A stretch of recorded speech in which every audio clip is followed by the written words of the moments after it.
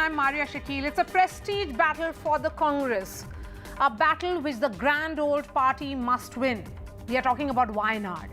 Since its establishment post the 2008 delimitation, Wayanad has been held by the Congress party. In the last election, Rahul Gandhi secured a significant victory in Kerala's Wayanad, winning by a staggering margin of 4,30,000 votes over his competitor PP Suneer of the CPI. The constituency comprises of 7 assembly constituencies which are spread over 3 districts, which is Wayanad, Kozhikode and Malappuram. The political landscape includes a mix of Congress, CPIM, Indian Union Muslim League and Left Democratic Front legislators, reflecting perhaps the diverse political dynamics within the constituency. Wayanad has a diverse demographic composition with a predominantly rural electorate of 93%. Scheduled castes and scheduled tribes constitute 7% and 9.3% of the electorate respectively. And as far as the religious demographics are concerned, they're also equally balanced between Hindus, Muslims and Christians. Rahul Gandhi's victory marked one of Kerala's largest margins, reaffirming Wayanad's loyalty to the Congress in 2019. However, the constituency was in a limbo briefly when Mr. Gandhi was convicted in the Modi surname defamation case. His Lok Sabha membership, of course, was subsequently restored by the apex court, which in fact put his conviction on hold. This time around, it's a triangular contest. BJP has fielded Kerala President K Surendran against Rahul. CPI too has fielded a candidate in Annie Raja. So there is no India bloc per se in Wayanad. With the Congress not revealing its cards on Amethi and Raebareli, the question is, has the battle for Wayanad only got trickier? Joining me on the show, we have CR Keswan, National Spokesperson of the BJP.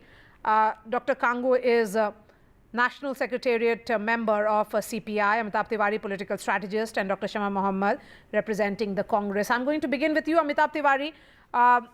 Is Wayanad a safe seat? Of course, with a margin such as what the Congress won last time around, it certainly would be seen as a battle where it is almost set that Rahul Gandhi will be coming out victorious on 4th of June. Yeah, the I can't hear you. Can you speak a little loud? Okay, we'll try and set that. Yes, Amitabh, please go ahead. Yeah, so the demographic composition of the seat, as you've shown, that it's a minority majority seat with 60% Muslim and Christian population and 40% Hindu population. And with the huge margin, it looks like that the Congress ruled candidate, which is Rahul Gandhi, has an edge here. However, the CPI is giving a tough fight, at least in terms of narrative this time, because they have put up D. Raja's wife as the candidate, and she has been throwing punches at Rahul Gandhi. So this contradiction, which is D. Raja hugging with Rahul Gandhi at the national level in the protest against Arvind Kejriwal, and his wife competing against Rahul Gandhi vociferously in this seat, does create some amount of confusion in the minds of the voters. See, 2021 Vidhan Sabha election was a watershed moment in the history of Kerala politics. After 4 decades nearly, the incumbent government was able to retain power. Otherwise, there was a revolving door mechanism. And as per Access My India survey, the CPM-led LDF also got a slightly higher vote share or support amongst the minority population, which is Muslims and Christians. So that's a significant shift because they have been traditionally voting for the Congress party. The Congress party relies here on the IUML support, as you mentioned, and the BJP contesting here could in a way also help the Congress party because it would then split the Hindu community, the Nair and Ezava vote of the CPI candidate. So we'll have to see how this pans out. So, so is this really a safe seat? One would say, yes, it is a safe seat. But BJP is also doing some of its calculations. I want to understand from you, CR Keswan, what is BJP actually looking to establish in Wayanad in this battle by fielding Mr. Surendran, who is the party president in Kerala? Good evening, Maria, and to all my fellow panelists. Wayanad of 2024 will be the Amethi of 2019, and I'll tell you why. Wayanad has 4 letters spelled in Malayalam, and in the last 5 years, how many times has Rahul Gandhi uttered the name of his constituency in Parliament? What has he done for Wayanad in the last 5 years? And more importantly, Wayanad deserves, somebody who's a local, not an outsider, whom they can approach with the translator. These are not my words, Maria. These are the words of the CPI candidate, Ani Raja, who's a part of the India Alliance. See, the ground reality here is simple. Rahul Gandhi has been an absentee landlord who does political tourism. Can you believe it that he's just visited Wayanad only 12 times in the last 5 years? When you ask people, it's like Halley's Comet. You don't know the last time it came. When the Nipah virus happened, when the floods happened, and when COVID hit everybody, Rahul Gandhi was not standing there with the people of Wayanad. They elected him and sent him to Parliament. And what did Rahul Gandhi do? He was winking and blowing flying kisses in the Lok Sabha. Having said that, his politics of polarization, he's been preaching the ideology of hate and the politics of division. SDPI has given unconditional support to the UDF. Have they, denounced it? No. And, you see, and Kerala High Courts have come down so heavily on, SDPI, the political arm of PFI. They said it's an extremist organization indulging in serious acts of violence. See what happened when the nomination happened. No flags of the Congress, no flags of the IUML. I mean, what kind of a charade is this? Is he worried that when he does religious tourism in North India, showing IUML flags is a problem? Or he's worried that the Congress has a tricolor and he's even ashamed of even, showing that? Okay. See, no, I'm just going to sum it up and tell you one thing. Rahul Gandhi is a failed and flop politician as far as the voters of Wayanad are concerned. And I'll mark my words, he will 100% find a seat because he knows he's facing a resounding defeat, and he'll have a backup seat like he had for last time. Okay. Shema, will you respond as someone who is there in Kerala at present? Yeah, so a couple of points here. First and foremost, the BJP panelist was abusing Rahul Gandhi. He said Rahul Gandhi has not visited the constituency. That is a lie. I personally know that he has visited it more than 30 times compared to what Narendra Modi has done with Varanasi. Now, I want to ask Mr. Kesavan, you had riots in Manipur. More than 100,000 have been displaced. More than 150 have been killed. Many women have been raped and paraded naked. Has the Prime Minister of India visited that state, Mr. Kesavan? On what basis are you talking? He has not even stepped, I did not interrupt. He has not even stepped into Manipur. My leader Rahul Gandhi has gone to Manipur, has visited the people of Manipur, and has started the Bharat Jodo Nyaya Yatra from Manipur. Number 2, he spoke about SDPI. We have clearly said that anybody can vote. It's a democracy, but we don't need. I think the leader of opposition, Mr. B.D. Satishan clearly said, I was there when he said that, we are not taking anybody's support, but everybody has the right to vote for the Congress party. This is what he exactly said. So do not take words out of his mouth. Number 3, the CPM is not even, or the CPI, for example, LDF, is not even a player in Wayanad. Wayanad has been a Congress bastion for years. Yes. And it has got, IUML has a strong support base there. I know it very well. So there is no way an Ani Raja could win there. And number 4, there was no need for the CPI to put a candidate there since they belong to the India Alliance. It is not Rahul Gandhi who should move because he's the sitting MP of that place. So CPI has nothing to do there. I mean, they're not going to win. And of course, BJP, the president who was in he fought 2 assembly seats last time, won none of it. And the BJP Shema, is don't you think no difference in Wayanad? Last point. Please don't keep saying majority or minority is the majority like Mr. Modi says. The 42% are Hindus in Wayanad, 33% are Muslims, and 20% are Christians. Okay. The reason Rahul Gandhi chose Wayanad is because you have every different caste and religion there, and on top of that, the Adivasi community is since huge, it is a safe and you have a very close relationship with them. No, one moment. CR Kesavan, wait.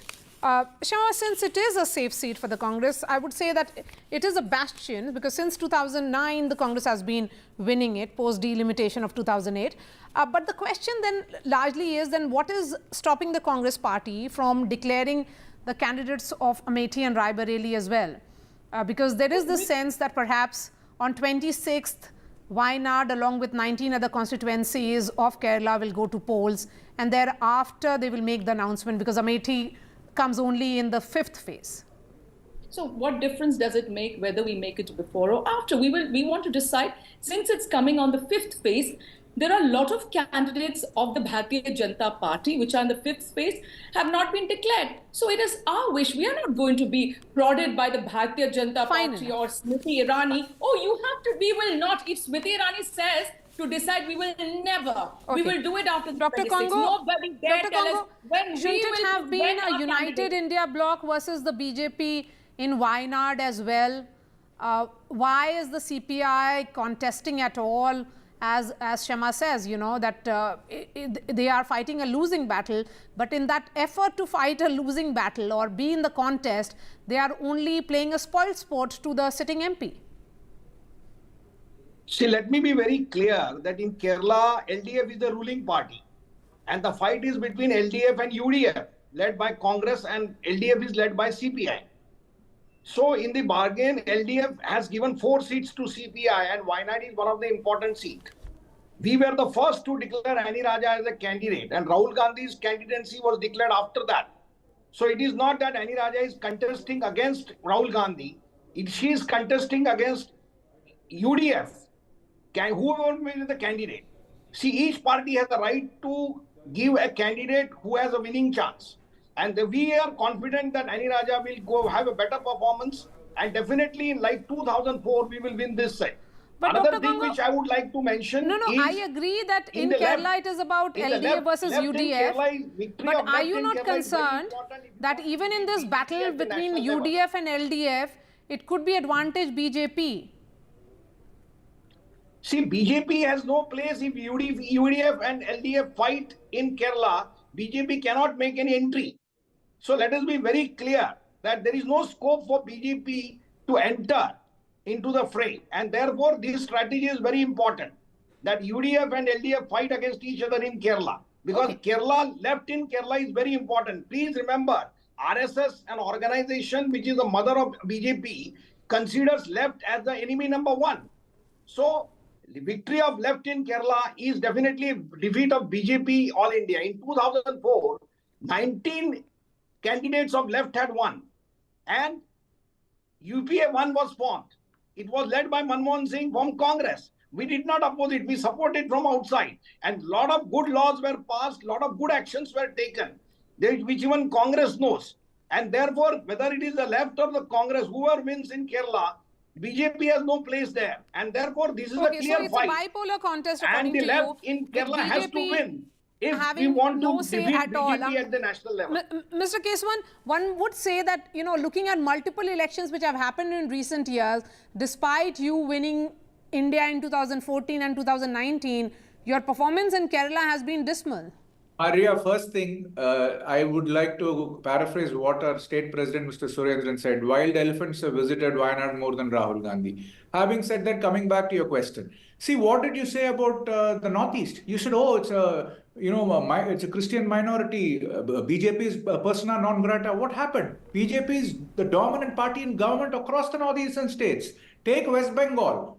2014, you had hardly 1 seat. Then in 2014, then we became 18 seats with a 23% increase. You know, we had 18 seats out of 42 in West Bengal. So there is an inflection point in politics, and I think Modi ji's guarantee has percolated everywhere, and definitely in Kerala, this is an inflection point. And No, you but see you've it had no takers in we have Kerala. 2 union ministers. No, there are 2 union ministers who are contesting. No, I understand you want to showcase that battle for Kerala is very, very important, but you have had no takers in Kerala.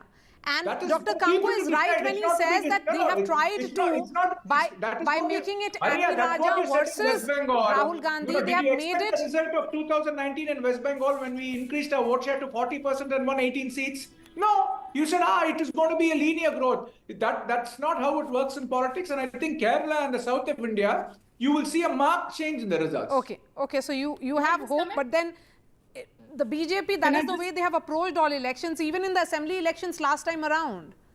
Can I just you were say very optimistic. You also had the Metro Man contesting. We saw what happened. Yes, go ahead, Shama. Yeah, so I just want to tell, he said in Northeast, the Christian majority states, for example, you are nowhere. It is with your alliance partners. Meghalaya, you have 2 seats, and you join the alliance NPP. Where you have a majority of Hindus, that is Tripura and Assam, is where you are in power. So don't say the whole of Northeast. The whole of Northeast, you're holding on to the tail of the alliance partner, and that's how you're there. So don't come up with all those things. In Kerala, Maria, they have zero. No Vidhan Sabha members, no Lok Sabha members, and I'm giving you a guarantee today they will not win a single seat in the Lok Sabha. They think they're going to win Thrissur and Thiruvananthapuram. It is not going to be. Shashi Tharoor will once again win Thiruvananthapuram, and you will see Muralidharan, our MP, will win Thrissur, because it's not. See, you have to understand that they have tried, and also an important point in Kerala is the number of RSS shakas, more than 4,000, are second compared to UP. You know, we have huge number of shakas, but till then they have not been able to win because Keralites don't believe in this sort of polarizing politics. They do not believe in I need to comment with yes, fight amongst the others. That is what Kerala believes. It does not believe it. All right. And they don't want Politics to of- Bharatiya Janata No, Party. let me just have in a word. Polarization will Let me have in one word. The Yes, politics. Both of you can be The extremely politics calm. of division, Both of you Maria. can be extremely The calm and politics make your of point. Yes, divi- go ahead. Maria, the politics of politics of polarization and the politics of hate is preached by Rahul Gandhi. The spokesperson never answered why the Congress flags were missing. Why the IUML flags were missing? This was asked by Pinarayi We will not get into that part of the debate because I think both the sides have much to explain. Let me bring in Amitabh Tiwari and let's also bring the numbers on the Not screen me. now. It's the chief- Amitabh, it is a safe seat. There's no denial. But what role will CPI entry into the safe seat really mean? And BJP also hoping that they will be able to better their numbers. If not, you know, the single digit vote share could be double digit vote share. It may not convert into seats, but then double digit vote share would mean that BJP has entered the electorate sphere of Kerala. See, BJP's vote share has doubled from around 8% to 16%. If you speak specifically of Wayanad, what could happen is that with CPI this time fighting aggressively, we could see there could be a reduction in margins because the margins were significantly higher in 2019 of 40% plus.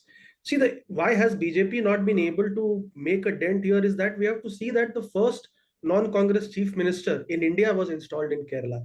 And for the past 70 years, it has been a bitter fight between the CPM-led LDF and the Congress-led UDF. So while there is no left in India, except for Kerala, and while Congress has also weakened significantly across states, the highest number of seats of the Congress party were from Kerala. So unless one of the two, which is the CPM-led LDF or the CPM or the Congress party, weaken in the state significantly, there is likely to be less opening for the BJP to make a significant impact. And what is happening is that Shamaji talked about the number of RSS shakhas, and we have heard about the violence and the bloodbath between the CPM and the RSS BJP Karyakartas. The CPM is seen as the Hindu party of the Kerala and Congress as the minority party. That's very clear. And that's why we see violence between CPM and BJP, because CPM feels if that BJP gains strength in Kerala, it will be at the cost of CPM. So unless one of these two parties weaken significantly, there is unlikely to be significant opening for the Congress party here, for the BJP here. So one thing, Maria, I want to just correct him. We are not known as a minority party. We have enough and more nigher the upper caste Hindu vote comes to the Congress party. And the reason we are not a violent party. Both the CPM and the RSS, they practice violence. There is killings happening between the two. But we are a non-violent party. We do not get into the politics of violence in Kerala. And please don't say that we are a minority party. We have enough and more Hindus voting for us. Dr. Kangu wants to come in. Please go ahead, Dr. Kangu. See, all the talks of minority, majority has come after BJP has won the elections in the 2014 and 2019. I don't remember anyone discussing about the percentage of the identity, people's identity in any constituency before that. So this identity politics is the gift given to us by BJP, and that is precisely why I want BJP to be defeated, because it is against Indian ethos of diversity, which is to be respected, and that is what BJP So, is Dr. not Kango, doing. the aim of your candidate and your party in Kerala would be to defeat the BJP, which is not even in the reckoning. See, please understand, if the left wins in Kerala, BJP will lose India. This is the message of No, but left has been winning in Kerala and the BJP has been winning India. Congress did not win a single seat. In 2008, in 2019, Congress won 19 seats, but BJP won the Indian seat. So if the left wins in Kerala, BJP loses in India. No, I want to understand from you, and this is a question to both you and Shema Mohammed. Isn't there a lot of irony and dichotomy in this equation? On one hand, you are fighting against each other in Kerala, understanding fully well, because you do not want to give any opening to the BJP, the third player here. But in Bengal, again, you are in alliance. How does this actually work with the kind of accusations which are being leveled, Dr. Kango? Yes, I'm coming to you, Keswan. Just a thought. Please understand, in Bengal, after the left has lost, the polarization of the votes on the basis of religion and identity has become a major issue, and that is why left's victory is very important. If you want to retain the secular ethos of India, left is very important. Victory of left is very important. Whether it is Bengal, left is important because if we want to have a secular India, that's the viewpoint of Dr. Kango. Yes, Shama, go ahead, and then I bring in Keswan. Yes, Maria, I never had a chance. Yes, I'm coming to you because they are fighting it out. I mean, the third player is not really a player right now in Wayanad, and we are discussing Wayanad. Go ahead. Yeah, when we went around initially 29 parties, but now around 26 of us got together, we knew there will be issues in certain states. And I told from the beginning, the states are Punjab, there'll be issues in West Bengal, there'll be issues for sure in Kerala. And Kerala, it is impossible because right now, the UDF, that is the Congress and the League, are the principal opposition. And the government of the day over there is the LDF and the CPI and the CPM. So we knew we would have a problem. And unlike what the BJP spokesperson says, there is no third party. There are only two parties. The third party has been trying for years to get in there. They're nowhere. I'm telling you, last assembly elections, if they were so certain, like you said, the Metro Man was there, there were many others, they could have won at least 1 or 2 seats. They won nothing, zilch. And even I'm telling you right now, the people of Kerala have rejected them because they're saying, why don't you talk about development? You are talking about every other day SDPI, you're talking about Muslim League, you're talking about the Indian Union Muslim League's flag. These are the things you talk about. You're not talking Madhya about Pradesh, like Madhya Pradesh, which was seen as a laboratory of sorts for the BJP RSS. The number of shakhas, as Shama Mohammed pointed out rightly, is very, very high. And still, the state has not given any legislator to the BJP. Why is it so? Listen to this first. First, Mr. Amitabh was talking about EMS, the first non-Congress government in 1959. Who dismissed it? It was Indira Gandhi who dismissed the Congress, left government in 1959. One thing which people are seeing, you said it's a fight between these two people. They know that it lacks integrity. This India alliance is basically unreliable and trustworthy, and the charade people are not going to buy. And the left talking about peace and non-violence is the devil quoting the scriptures. Let me please put that in perspective. Again, I'm telling you, the Congress party's politics, Rahul Gandhi has chosen this seat because of the matrix there. And, they think they can play appeasement politics and win this, but there is a substantial tribal population there. And the people will do well to remember that it was Rahul Gandhi and his party who said that Draupadi Murmuji represents an evil philosophy. All right, I have just enough 30 seconds and I'll give it to the woman on the panel, Dr. Shama Mohammed. 30 seconds, quickly, ma'am. I'm just going to say very clearly today that in Kerala, the UDF is going to be winning 20 out of 20 seats. I'm very clear on that. We know, and we have done a survey out there. So the BJP, which they come out with polarizing politics, like Mr. Modi never visits Manipur. He talks about Muslim women will vote for me when he has allowed Bilkis Banu's rapist to come out.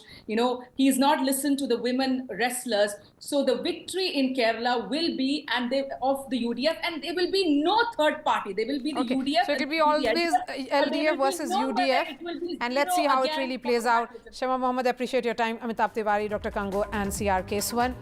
That's all from me. I'll be seeing you tomorrow. Thanks so much for watching.